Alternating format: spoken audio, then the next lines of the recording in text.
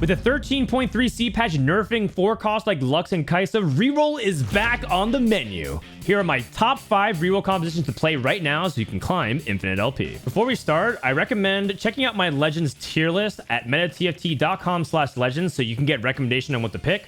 But if you were to choose 2 that you're not entirely sure, I recommend either Poro so you're flexible and get some powerful augments, or Orange so you can get really powerful artifacts and flex around that for your compositions. Let's start things off with the strongest reroll composition in the game in my opinion, which is Kayle reroll. It's the strongest because it has the highest ceiling of win rate, but it's pretty conditional. Usually it's a comp that gets 1st, 4th, or 7th and 8th. Getting first place in this comp is dependent on getting to level 9 and make sure you have 3-star Kayle, 3-star Poppy, and 3-star Maokai. Actually, it's 4-star Poppy if you can get the Yordles in, because that's going to be a priority in mid-game. In the very beginning of the game, make sure you're only holding Kayles, Poppy, and Maokais. Yes, we do want the Yordles and other Slayers later, but that's not going to be important compared to making that economy. At the end of stage 2/beginning of stage 3, you're going to start rolling your gold. You want to roll down as aggressively as you can to hit Poppy, Kayle, and Maokai, while still holding things like a Teemo and a Kled for the Yordles. Tristana is not an important Yordle, so make sure not to hold on to her unless absolutely necessary. My recommendation would be if you have 6 or 7 Kayles and Poppies and Maokais,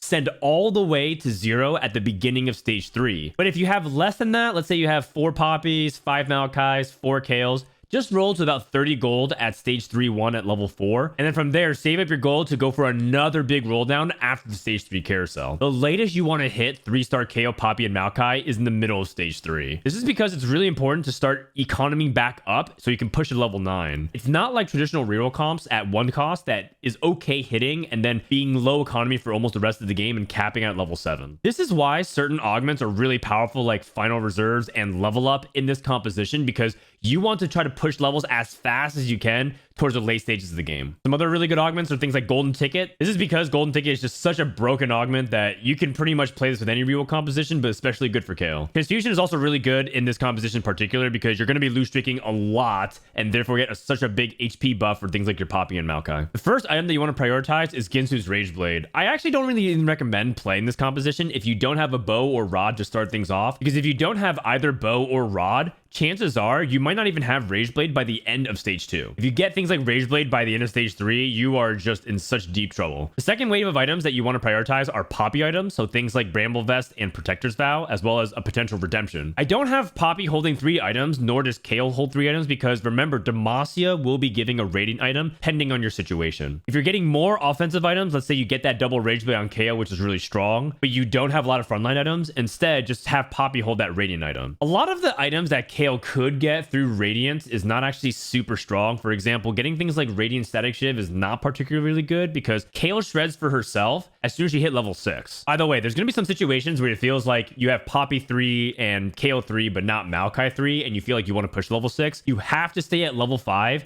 and roll for those 3 stars before you move up levels. Otherwise, you're minimizing your chances to hit things like that 3-star Poppy that transforms into a 4-star Yordle. Eventually, late game, you start adding some big legendaries. Heimer replaces that Teemo. You get the double Slayers in with Gwen and Natrox. The more Slayers, generally the better. So if you can get the 6 Slayers somehow by getting 1, maybe 2 extra Slayer emblems, you're in good hands. So let's talk about the early game buildup of how you can get to that Kayle board. At first, you're going to be playing things like Kayle, Poppy, and Maokai, but remember that these are only units that you play to make economy. That means that sometimes you're not even playing Kayle, you just hold the 1-star on your bench while you play something like Jhin to kill units. That also applies to Poppy and Maokai. Let's say you hit Irelia, and then you also hit a Set. You can totally just play this 3 Ionia core with 1-star Set, 1-star Irelia, 1-star Jhin, and kill units while making your econ thresholds and holding things like the Kayle, Poppy, and Maokai on your bench. Don't forget, in some scenarios, all you have are Kayle, so you're just going to be playing these 2 Kayles, even though you're level 4, so that you can make, that 20 gold super early. This is the most common setup that you're going to have at level 4 when you're starting your roll down. You're going to roll for the Poppy, Maokai, then Kayle. Don't forget Kled, because he is a Yordle and a Slayer to transform that Poppy, as well as link to Kayle. When you hit level 5, you eventually want to play that Teemo, and most likely this is going to be the board that you roll with until you hit 3-star everything. At level 6, most likely you're going to be adding either Demacia or a Slayer. I think most people add Galio because he's the cheapest. You can also add Sona because she gives attack speed and she links with Multicaster with the Teemo. If for whatever reason you're not able to find a Demacia unit because you're just not hitting any, you can just go ahead and play Shadow Isles to help support that Maokai, stall for that Kayle a little bit longer at level 6. By level 7, you want to start hitting things like the Jarvan and the Gwen, which will start making your composition really powerful. Jarvan is the best 3rd Demacia unit to add in for the CC. Gwen is just another good Slayer and links to Shadow Isles with Maokai. At 8, you have a ton of flexibility whether it's to add another Slayer. Let's say you're able to hit the Zed and then you have 4 Slayer temporarily until you eventually find Aatrox. And eventually maybe you find the Heimerdinger instead and you can cut that Teemo. I didn't really cover it very much, but a lot of people might be wondering why you want to go for things like the double shrink plus Kayle Shred.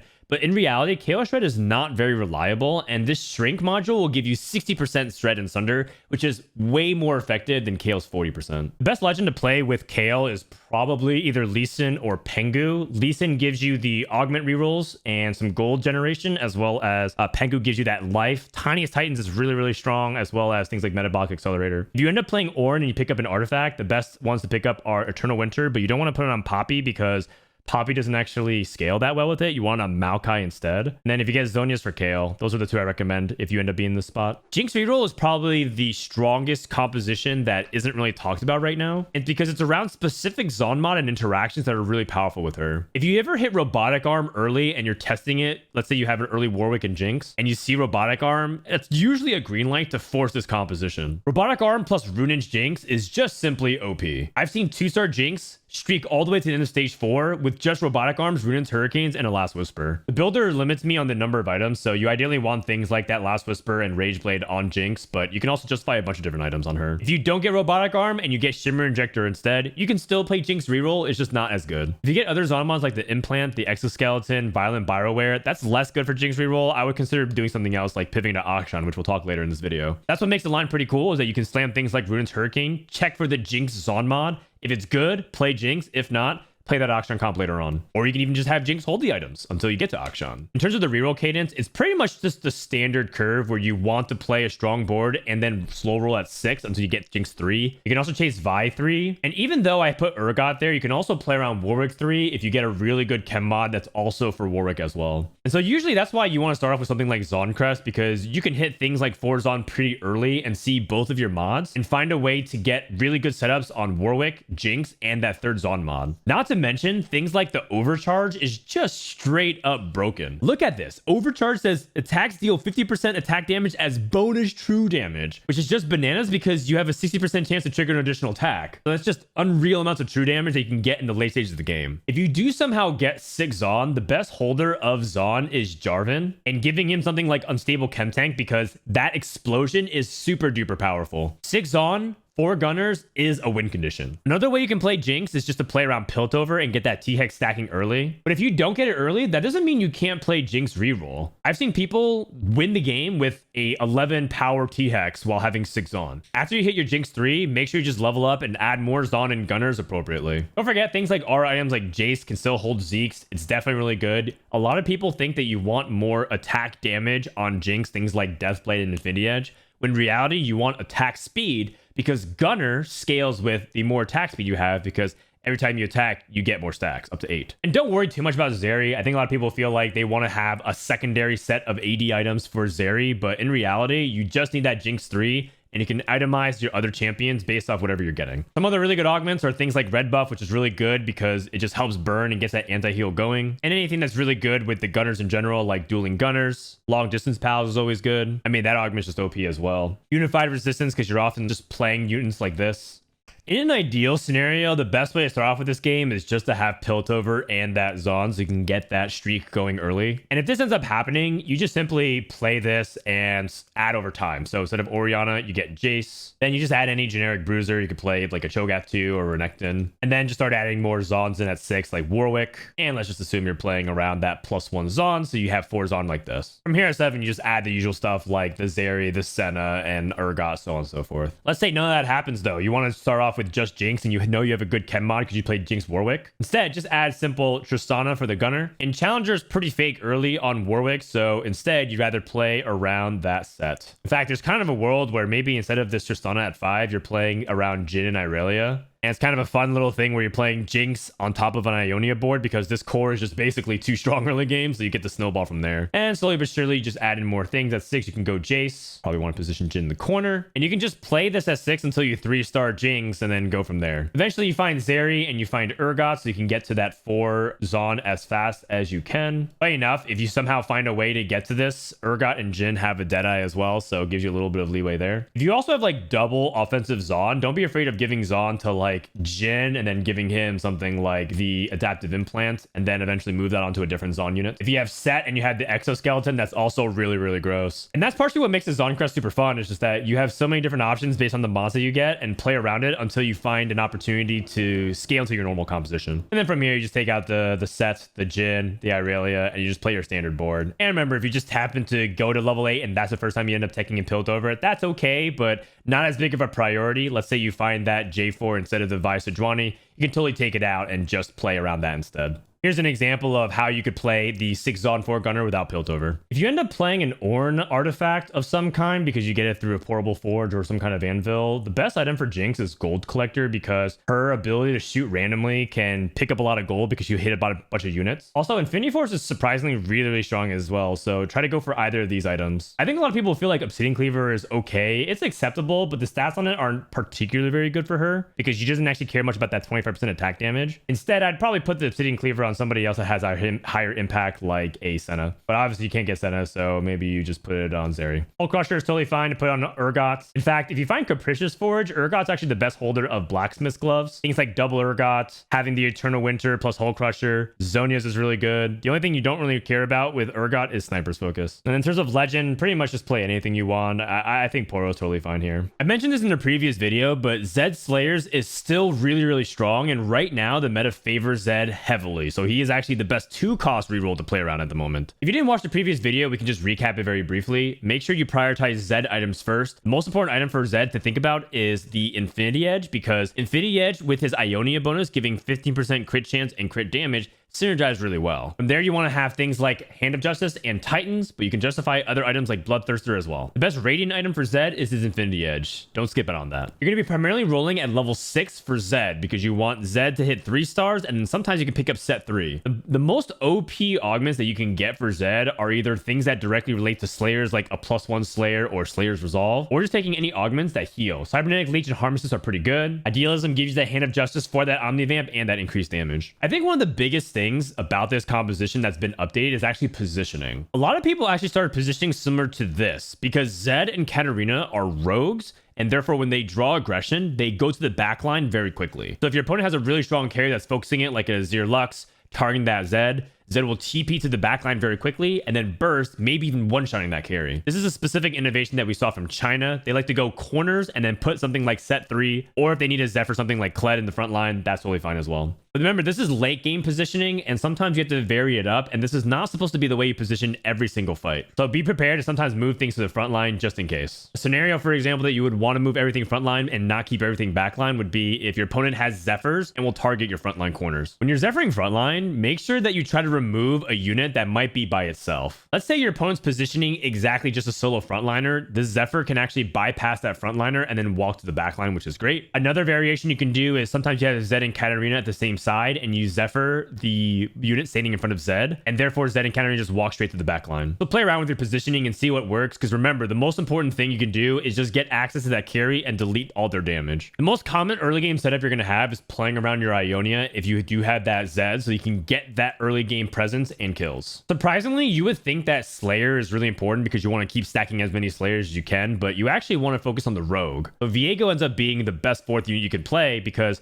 Viego can also hold all those Katarina items as well. If you're not hitting the early Ionia units, you can just play the Maokai and Poppy, for example, and this is a strong enough board to help get your early game kills. At level 5, you can add that Kled. This is another level 5 variation that's pretty powerful that just plays around Set and Warwick, and you can just basically link that to Irelia and Zed, have a really strong level 5. At level 6, you ideally want to find Katarina and sub out that Viego and start getting towards that Noxus with the Kled. I think a lot of people feel like the need to rush to Noxus as soon as they can so they can get those stacks. But remember, Zed is your primary carry. And if you have Zed, you'll be winning rounds even without having a lot of Noxus stacks. Eventually, Warwick comes out and you add in the Darius. And this is a board that you can run for quite some time. Early game, people actually still do this, for example, and actually go Zed Katarina only in the front line and then the 4 units in the back line so they can get those kills. This is usually a strategy that's trying to preserve HP as opposed to win, but I have seen some people use it to win several rounds anyways. At level 7, if you're able to find that Gwen, just take the Gwen in. And at level 8, you just pretty much do standard stuff like play that Aatrox. A lot of people wonder if you should be going for things like the 3-star Darius, but remember that in the end, these are just synergy bots to help Zed pop off. So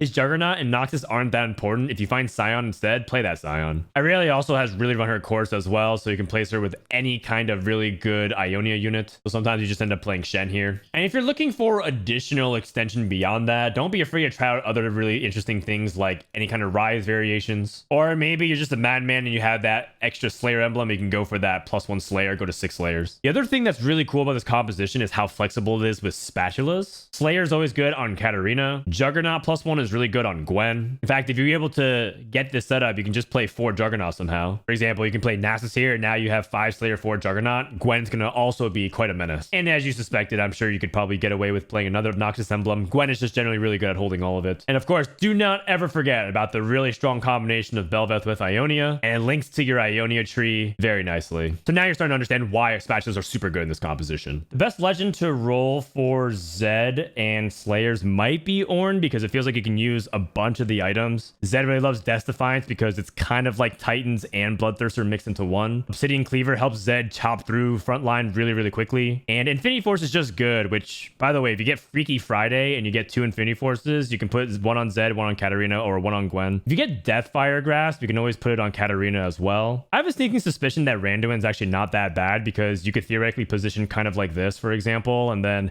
all of a sudden your rogues are getting attacked, they go to the back line, and you get all these resistances. And the resistances are good with the Slayers healing, because then you just have more effective HP. But I have no data to back this up and no evidence to suggest that this is actually the case, so try it at your own risk. By the way, this is also somewhat adjacent related to Noxus reroll, because it links to Katarina. So if you want more information on how to play Noxus reroll, check out our previous video that we made, so it has all the information that you need. Akshan is becoming more and more popular in the metagame, particularly because he's a much more reliable Deadeye to play around than Aphelios right now. Akshan's best items are Runins and Deathblade. Akshan was actually recently buffed so that Runin's Hurricane works with his ability. So when he shoots his comeuppance, it actually ends up having those 6 shots proc the Runins and then able to get that value 6 times over. So that's why Deathblade Runins is really good, because you raise that base attack damage of the ability, and then that bolt deals that extra damage. You can also justify even doing something kind of crazy like double Ruins Hurricane. I've seen that have success. And the last item I recommend right now is Giant Slayer, because currently there's so much reroll in the meta, so it just helps you get past all those crazy beefy front lines. And sometimes even hits those other 3-star units in the corner that you can snipe as well. The other units that you want to roll for 3-star is Ashe and Lysandra. Remember that Deadeye ends up scaling with the number of star level that you have, because it's just a normal attack. So if you're a 3-star unit, you just get higher base stats so that your Deadeye proc is actually stronger. And therefore, Ashe just takes a bunch of other random items. You can see the recommended items are just like whatever. Usually it is. You just slap whatever 80 items you get off of a carousel. And don't be afraid of just putting Last Whisper on Ashe, because her volley ends up hitting a lot of the board and it shreds that armor, which is actually really important, because sometimes if you only depend on the Freljord for that active Sundering,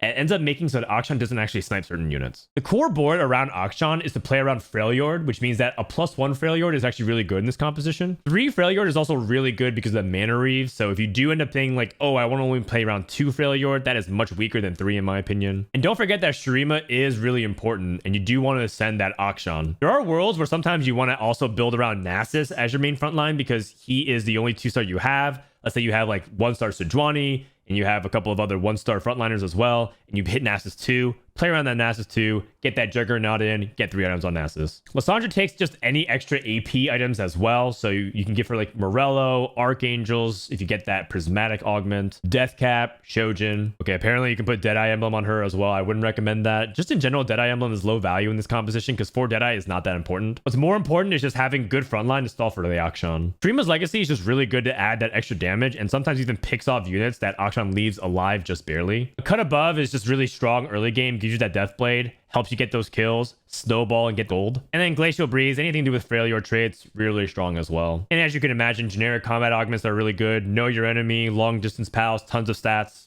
Still also really solid. Positioning wise, you can always try to do something pretty clever. Like, for example, you could leave a small gap in your front line like this. So that way Akshan will be aiming through the center if there's nothing there on the opposite side to intercept it. That's where Cassante can come in as well. Cassante could theoretically kick units. So let's say you do something pretty cheeky like this. They have a solo frontliner. It goes to the Scion. Cassante walks up, kicks it, and now Akshan has a clear angle to the back. The Duck has a video where you can actually cheese some Akshan fights, but it requires you to put blue buff on Akshan, which means his base power level is lower. So if you want to have fun and meme, go for it, but I highly recommend against doing things like that. Let's talk about early game buildup. The best user of early game items for Akshan is Jin, which is not surprising given how strong Ionia is. Jin Ash is a really strong way to kill off units, and you'll most likely even win streak if you 2-star this board. But if you don't hit it and you're always wondering like, what do I do if I'm not getting the Ionia core, you can just play around early like Bruiser Deadeye. Let's say you get the early Akshan out of nowhere, you can just put Akshan in and tech in Shurima. From here, you can just add the Lysandra for the easy failure on 6. At level 7, we find Sejuani and we roll down and take out this Cho'Gath. Finally, we hit Nasus instead. And you're starting to notice that you can actually just kind of put in any other unit here. Let's say on 7, you just hit a random Darius 2. I've definitely seen that. In fact, there's some boards that actually play around the Noxus like Cassiopeia, Darius, and if you're super high rolling, you hit Scion, and congrats, now you have 3 Noxus in as well. So like this is, for example, one board that you can play at level 8 as well. Just have the Nasus, Scion, Darius, Cassiopeia. But I'm actually dividing it up. These 3 units are completely modular. You don't have to actually play whatsoever. It's in fact just 5 core units and flex from here. I've seen some variations that played like Jarvan and Azir that you get the Shurima and you get a little bit of strategist. Also, it just feels like better if you find multiple bows and you have things like, you know, Death Cap, for example, and Rageblade. I wouldn't recommend prioritizing Azir items whatsoever though, so it's just something nice to add into your composition as backup DPS. And ultimately, you still want to go for things like the Cassante, things like that Shen. And late game, the usual suspects are really good too, like Heimerdinger, or you might be able to find like a really strong Rise. I think Freljord Rise is obscenely good in this composition because Sejuani gives you that chilled effect, and Rise's Freljord ability applies permafrost already. In the second paragraph of Rise's ability, if enemies are already affected by permafrost, they're instead stunned. That synergizes with Sejuani. If you do manage to be lucky and hit that Rise, make sure to give him something like Blue Buff or Shojin, so that way he gets to cast a lot more often and just be a stun bot. Which also means, by the way, that you can also go for 4 Invoker. Let's just say you're playing around Soraka instead, and now you're playing 4 Invoker while stunning your entire board and healing your entire front line and Akshan sniping everything. It's pretty obnoxious. The thing about Ornn artifacts with Akshan is that Sniper's Focus is not actually super good on Akshan because the way it works with his attack speed is that it actually makes Akshan miss time with the Freljord Storm.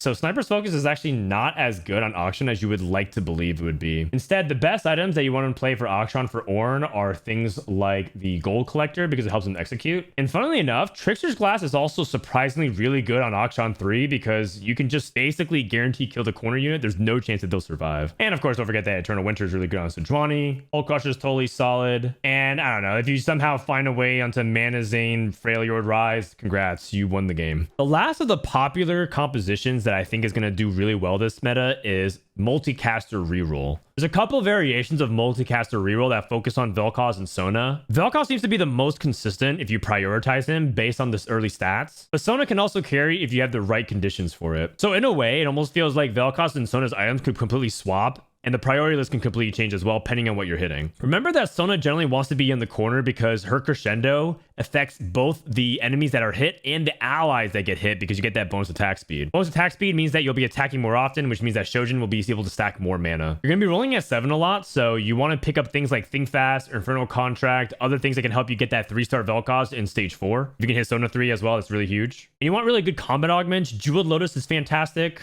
Long Distance Pals is obscenely good as usual. Things like Infusion is also really good. In fact, Infusion is so good, I'm just going to replace it here right now. Infusion is definitely the best mana thing that you can hit in this composition, even more than the mana font. And the last thing I talked about is that you want to flex. The flex spots are actually Lux and Ahri. They're just really strong for burst so that you have more than 2 threats with Velkoz and Sona, because the number one thing you lack in this composition is usually the single target burst if Velkoz isn't online. I've seen lots of combinations before. Let's say you hit a really strong Rise like Zaun Rise. You might as well also just go for the Galio there. Then you have the Demacia Link plus the Invokers. Another combination that you can go for is Strategist because you have this Teemo. So don't be afraid to just go for like an Azir Lux. But since your front line is so lacking, you can just go ahead and play Galio again. And in this instance, you would give the extra items over to Azir like that Shiv, that Gunblade, and maybe some extra AP. Frontline items do matter a lot, so make sure that Swain has things like the Spark and Vow and either Warmogs or Bramble, anything else that's defensive. You cannot play AP without Magic Shred. But make sure you have things like either the Static Shiv or this Spark. In absolute terrible cases where you can't afford that for whatever reason, you can always just play Heimer and get the Shrink module and get that going as well. Sometimes in rare cases, you're just really not hitting anything. Don't be afraid to just play 2 of the same unit, like double Jarvan here instead, and then just rely a little bit more on Sona Velkoz. You might be wondering why Teemo's in the second row as well. It's because he's not really itemized as a carry, so his damage is irrelevant, and his Mushroom can be useful, so you want him to cast early. And strategists give shields to allies in the front 2 rows, so Teemo will end up contributing a little bit more HP. Let's talk about early game buildup of like how you could actually stack up to this. The best holder of early game AP items in this kind of setup is usually Cassiopeia, so you can give her things like the Shojin, the JG. You can give her Renekton all of those defensive items like Spark and Vow. Eventually you'll sub out Cho'Gath and just play around the other units that you hit, like the Teemo as well as the Swain. And this is a pretty cheap board that's effective to help get you to 6 and 7 pretty easily. You might even have the opportunity to say play around Noxus, which is really interesting because maybe the Noxus helps stabilize you and you even have an opportunity to play around the Noxus. Let's say, for example, instead of the Shojin, you just have like JG, Spark, and +1. Yeah, this is actually totally fine way to bridge into Noxus reroll if you want to. At level 6, chances are you're going to start teching in things like the other multicasters. You get Sona, Cassio comes out, and you end up playing Velkoz instead. And instead of Renekton, you can play another frontline unit temporarily to stall. A lot of people play things like Taric, for example, and Orianna. And this is like an opportunity for you to kind of choose what you want to play around at level 6. Let's say at level 6, you have, you know, 1 Velkoz, 1 Sona, but you have 2-star Orianna, 2-star Taric. You can instead play around something like this kind of core and use Malzahar as a temporary item holder to get to that Velkoz. And this also lets you the ability to link into Void. So maybe instead of having the Taliyah and the Teemo because you just don't hit it, you can end up playing Kassadin plus the Velkoz. And that gives you a lot of frontline already, and then gives you some stall. I guess instead of Orianna in this case, you might as well just play another multicaster. Let's just put in Teemo here. So as you can see, there's a lot of different variations that you can play around the early game, basically around Void, Sorcerer, multicasters, and Strategist. And then all of a sudden you go for the big transition. So Velkoz and Sona go in, Teemo's in with Taliyah. Instead of Kassadin, you finally find the Jarvan. And instead of Taric, you just play any Demacia that you can find that's really good. Let's just play Galio for now. And this is a pretty solid level 7 to play. In terms of positioning, make sure you space out your back line, but keep a unit next to Sona for the buff. A lot of times it's Velkoz, but I've seen games where somebody is just not hitting Velkoz whatsoever. They hit Taliyah 3 and they do some pretty crazy stuff. Like maybe instead of Galio, they hit Lux and they go Sorcerer Emblem onto this Taliyah. And so now all of a sudden they start stacking Taliyah with like Shojin plus JG. And all of a sudden Sona's buffing the Taliyah instead. And Taliyah can do a surprising amount of single target damage when combined with Lux. So don't feel like you have to only just play around that Velkoz and Sona, even though they're on the priority list. You do have other options, but none of this will be successful if you have a really weak front line. So again, prioritize things like that Vow, like that Spark, get that other Vow onto that Jarvan. I want to give a shout out to some of the Ornn items that are particularly really good here as well. Ornn is particularly really strong if you get like Mana Zane on a Sona or a Mana Zane on a Velkoz. Deathfire Grass is really good on Lux. Hull Crusher is really good for stalling for frontline because it gives you so much HP and resistances on a solo frontliner like Swain. Don't forget that Eternal Winter is still equally cringe in 2023. Zhonya's Hourglass is also playable, although it's not nearly as strong as it is on hyper carries like Kaisa. Sniper's Focus is like surprisingly really good on Sona because she goes corner to corner. Trickster's Glass is really good on Jarvan because it helps you get double stun. If you're looking for a legend recommendation for this, you can try either Vladimir or Veigar. Veigar for the Jeweled Lotus and all this tiny power stuff, and then Vlad for just the straight up combat augments. All right, I told you 5 reroll comps, but I'm gonna give you a quick bonus couple of comps that are also prominent in the metagame, but you need conditions to hit it. If you want to play these reroll compositions, I recommend you play Poro because that way you get the most amount of augment looks so you can play some of these augment dependent rerolls. The first is Taliyah Double Trouble Multicaster reroll. When you hit Double Trouble, you want 2 Taliyahs and 2 sets. The other units to duplicate are not that important, but sometimes you end up playing, you know, double Swain or double Teemo in the mid game. 2 Healthy is also another really good augment you can play with this as well. Also, one of my favorite augments for this composition that people don't pick is Frequent Flyers. So you can hit all these 2 costs that you're looking for. When you're itemizing Taliyah, make sure you give the big Taliyah all the AP and damage items with Shojin, and you give the support Taliyah things like blue buff for her to cast. This is because the support Taliyah will give her that passive of knocking out the enemy while the main Taliyah deals the damage. Bonus comp number 2, Riftwalker. Riftwalk is completely dependent on this hero augment that lets your cast and blink to the backline and scale an AP every single time you cast. So that's why you don't need flat damage, and Jewel Golem's really good on casting because he's going to give himself all that AP. But make sure you get for the full crit with Hand of Justice and Quicksilver so he doesn't get stunned. The most important thing that you can get as well is 6 Bastion because you can get that really good defensive is, if you can get to 8 Bastion, you will win the game. Some really good augments that synergize as well as like Morning Light, so you can that way get some good synergy with that healing. Soraka with Targon and the Invoker is good backline support. You can oftentimes play another Targon unit if you hit the affiliates and get some damage items. But don't forget that Heimerdinger is also the ultimate win condition for something like this because you stall for your front line, and then Heimerdinger will be able to farm in the back. I actually had the wrong turret upgrades on Heimerdinger. You still generally want double shrink module plus Mechano Swarm because you don't really have shred otherwise, and that way Cassidon can delete a lot of units. The last of the bonus compositions are things that was included in a previous video, so we'll link it here just in case, but you can play Ravenous Hunter Warwick. Still same concept, but people have figured out more that you want to also itemize the Kaisa and Yasuo in tandem. Ravenous Hunter Warwick is also really good with other combat augments like Adrenaline Rush for the Juggernauts, Defensive Dash, as well as scope weapons. Warwick in general is actually one of the few comps that can use scope weapons this set, so keep an eye out for that. Big difference between this and the previous iteration is that we figured out more important items onto some of these units. Like Kaisa, for example, really needs Shojin right now after her nerf. If you don't have Shojin, then Kaisa is usually not worth itemizing. And Yasuo really wants either damage items like Deathblade or things like Rapid Fire Cannon to get backline access. If you do have Rapid Fire Cannon, put Yasuo in the front line so that way you can snipe the corners. A lot of people might be wondering like what Zon mod is best for Warwick, but the reality is you pretty much just put any Zon mod on Warwick. The only exception is Virulent Bioware because that doesn't work with Warwick's ability. If this was the case, I wouldn't play Urgot whatsoever and just drop the Zon mod. But for the most part, you can pretty much justify anything. Robotic Arm is clearly the best though. So there you have it, my top 5 real compositions for 13.3C, as well as a few bonus comps if you have the spot. Let me know what you guys think in the comments below, and I'll see you guys in the next video.